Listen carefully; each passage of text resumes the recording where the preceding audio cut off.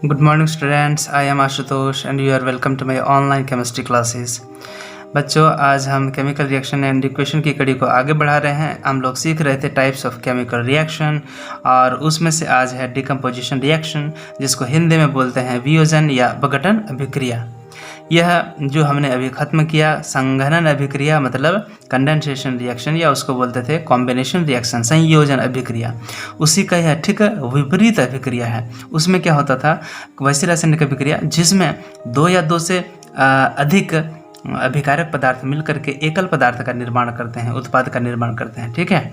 और इसमें ठीक उसका उल्टा है। इसमें क्या होता है कि वैसी रासायनिक अभिक्रिया जिसमें कोई एकल पदार्थ मतलब सिंगल कोई पदार्थ है, वह जो है दो या दो से अधिक उत्पादों में टूट जाता है, ठीक है। दो या दो से अधिक उत्पादों का निर्माण करते हैं, तो वैसे रासायनिक अभिक्रिया डिकम्पोजिशन रिएक्शन या वियोजन, वियोजन का मतलब क्या होता है, अलग हो जाना, या अपघटन अभिक्रिया कहलाती है।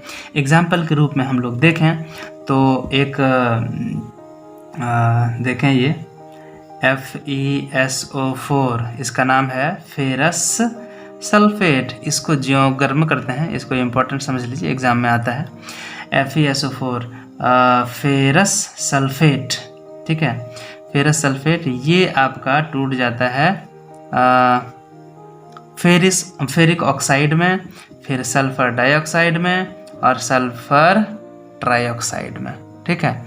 ये एक इम्पॉर्टेंट रिएक्शन है जिसमें जनरल चीज़ नहीं बल्कि स्पेसिफिक चीज़ बनती है, और वो है कि जब आयरन सल्फेट या फेरस सल्फेट को गर्म किया जाता है तो फेरिक ऑक्साइड और सल्फर डाइऑक्साइड और सल्फर ट्राइऑक्साइड बनता है। आप इसमें क्या देख पा रहे हैं, यहाँ एकल पदार्थ है जिसे गर्म करने पर दो या दो से अधिक पदार्थों में इसका अपघटन या फिर वियोजन हो रहा है। तो इस तरह की रासायनिक अभिक्रिया को हम लोग बोलेंगे डिकम्पोजिशन रिएक्शन या फिर वियोजन या अपघटन अभिक्रिया।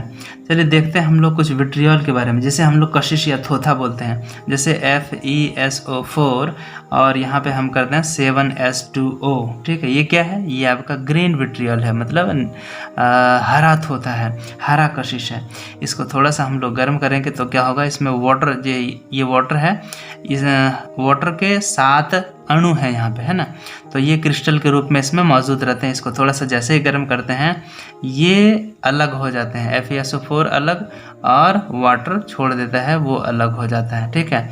तो यहाँ भी क्या आप देख पा रहे हैं कि ग्रीन विट्रियोल को थोड़ा सा गर्म करते हैं तो वो फेरस सल्फेट और फिर वाटर उसका अलग हो जाता है। तो यहाँ भी डिकम्पोजिशन हो रहा है, ये भी एग्जाम्पल हो सकता है। अगला आप ले सकते हैं CuSO4.5H2O, ठीक है। ये आपका है ये ग्रीन विट्रियोल, ये ब्लू विट्रियोल, इसको भी हम लोग थोड़ा सा गर्म करेंगे तो CuSO4 और प्लस ये जो पानी का मॉलिक्यूल है वो अलग हो जाता है। इसी तरह एक होता है बच्चों ZnSO4 प्लस 7H2O, ठीक है। इसमें भी होगा थोड़ा सा, इसको जैसे हीट पाएगा ZnSO4 प्लस ये जो 7 मॉलिक्यूल है वो अलग हो जाता है। तो आप क्या देख पा रहे हैं, यहाँ पे एकल पदार्थ था जो कि बन गया दो या दो से अधिक पदार्थों में, इसका वियोजन हो गया, मतलब ये टूट गया, ठीक है। इसी तरह की और भी अभिक्रियाएं हैं, जैसे हम लोग ले सकते हैं कैल्शियम हाइड्रोक्साइड, ठीक है। कैल्शियम हाइड्रोक्साइड, इसके लिए कंडीशन क्या है, एक शर्त है कि इसे 512 डिग्री सेल्सियस पर गर्म करना पड़ता है और 101 ये जो है किलो पैस्कल ये प्रेशर होता है। ये प्रेशर इसको जो ही देते हैं तो वो कैल्शियम ऑक्साइड और वाटर में बदल जाता है, ठीक है। तो यहाँ भी आप देख पा रहे हैं कि एकल पदार्थ दो पदार्थों में टूट जा रहा है।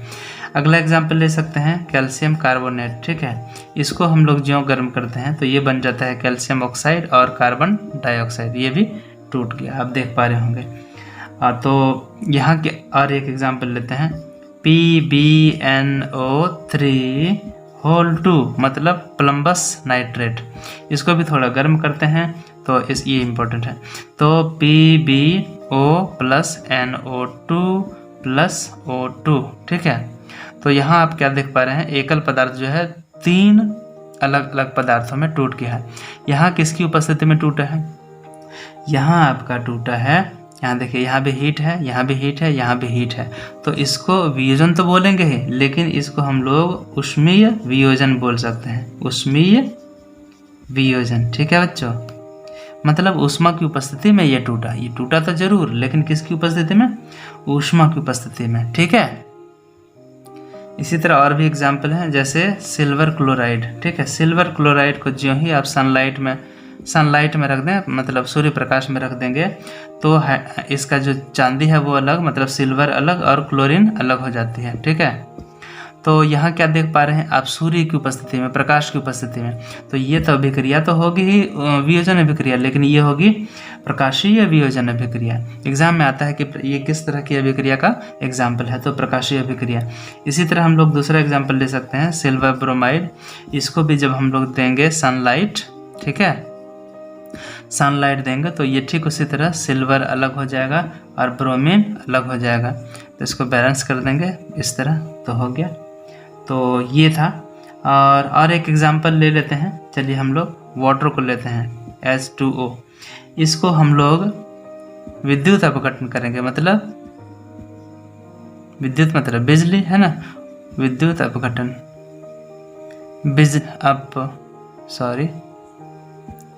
घटन, ये विद्युत की उपस्थिति में इसका अपघटन होता है। तो ये क्या होगा? ये हाइड्रोजन अलग हो जाता है, ऑक्सीजन अलग हो जाता है। ठीक है, तो ये भी क्या है? वियोजन अभिक्रिया है, लेकिन ये इसको हम लोग बोलेंगे विद्युत अपघटन अभिक्रिया या विद्युत वियोजन अभिक्रिया बोल सकते हैं।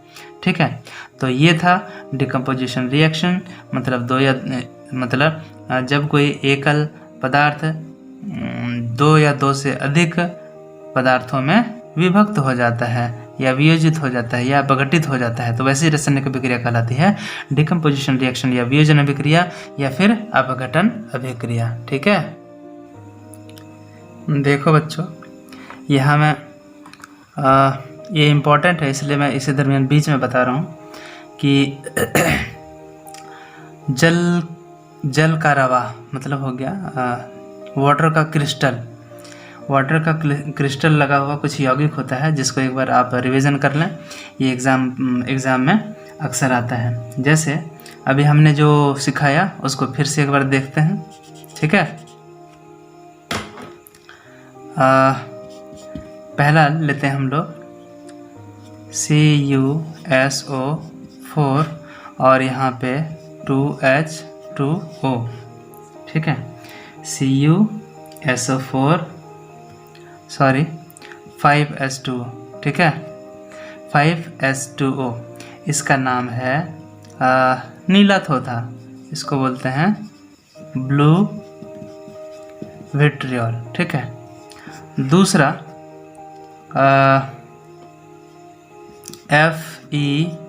FeSO4 और 7H2O। ये भी एग्ज़ाम में पूछ सकता है कि ब्लू विट्रियल में वाटर के कितने क्रिस्टल होते हैं, तो 5 अणु होते हैं। ठीक है, अब पूछेगा ब्लू के बाद ये हो गया green vitriol. Okay, green vitriol मतलब हरा थोथा।